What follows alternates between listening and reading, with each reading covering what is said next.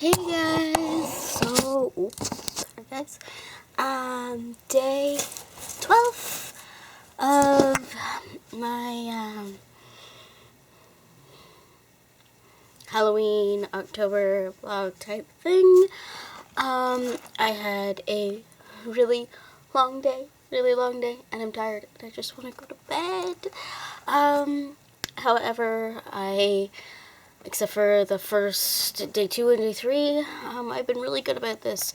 So I wanted to continue on. Now I didn't have much time to prepare for this one, but it'll be a paranormal story time. But first I wanted to show you what came in the mail today. It's my October glam bag from Ipsy. I wouldn't normally show you guys this. I'm not sponsored or anything, but I wouldn't normally show you guys this, but it was just Halloween-y, and it was just, I've been looking forward to this, and I thought it was absolutely adorable. This will be one of my run-of-the-mill. I probably will put my travel altar in this. Hey, look! Perfect. Okay, so I might actually put my travel altar in that. Or the last one I got, and use one of them as a makeup bag because that's perfect. I love them. I absolutely love them. So today will be a paranormal story time. I have a few of these, and I kind of want to space them out. However, because I'm so tired and I didn't do anything for you guys, shame on myself, I wanted to do this paranormal story time.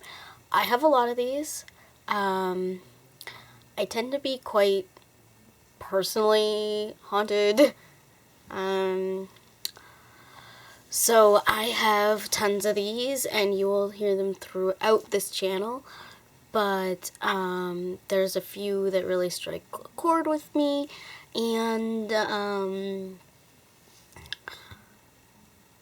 that's what I'm going to talk to you about today.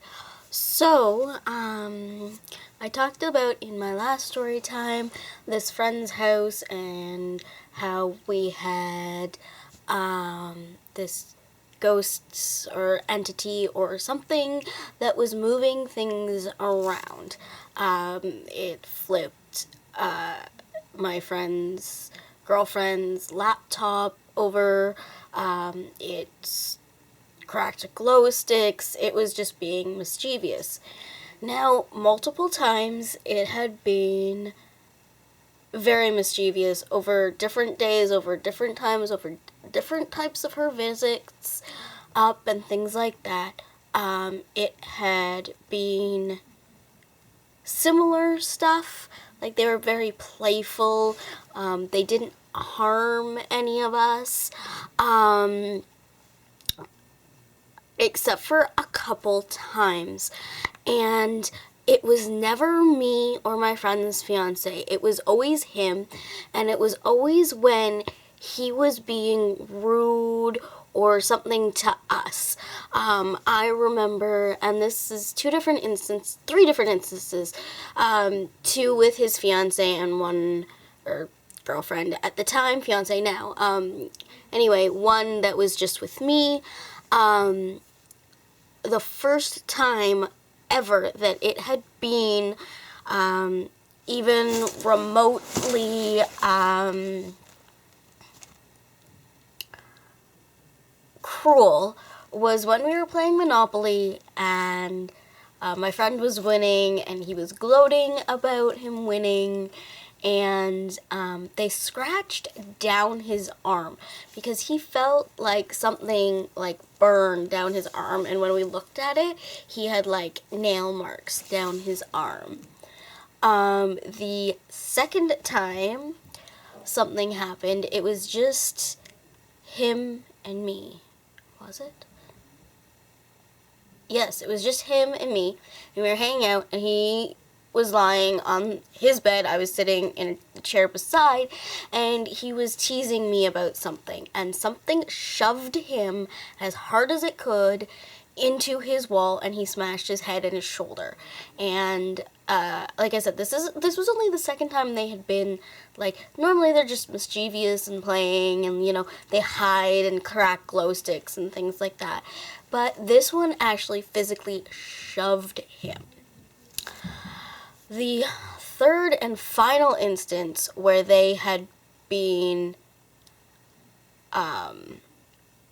really rude and, like, shoved at my friend, we were watching the Olympics, the Winter Olympics, a couple of years ago, and, or however many years ago that was, and, I think it was 2 now, 3, anyway, and he was lying down, and where he was, the TV was behind him, and his fiance had gone to go to the kitchen or something like that to get something, and he was lying down, and I was sitting, I think, on the couch that was looking out at the TV, and I was paying attention to the TV, not him, but he was teasing me, and had been teasing his fiance, and something shoved him, and I'm not just mean sort of, shoved him, before we even knew it was happening, into,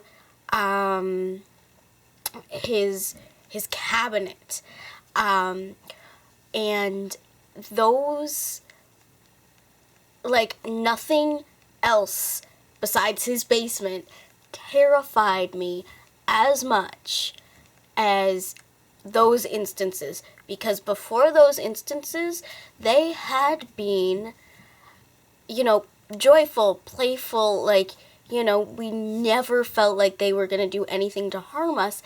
And mind you, it didn't harm the females. It was mainly harming my friend and just kind of telling him, you know, don't do that. That's not nice. And kind of pushing him and being like, don't do that. That's not nice. It's not nice to treat the females that way. Because, you know, we'll tease him all the time and nothing will happen. But as soon as he extensively teases one of us females in the house, he gets shoved or pushed or scratched or a hand on his back or something weird like that will happen when they haven't even physically touched us before. And literally, I saw his shoulder shove back the 2 times that he hit the wall with us. And, I mean, it was terrifying. Now, will I not go into that house again? No, I will always go into that house. It is so exciting. You never know what will happen next.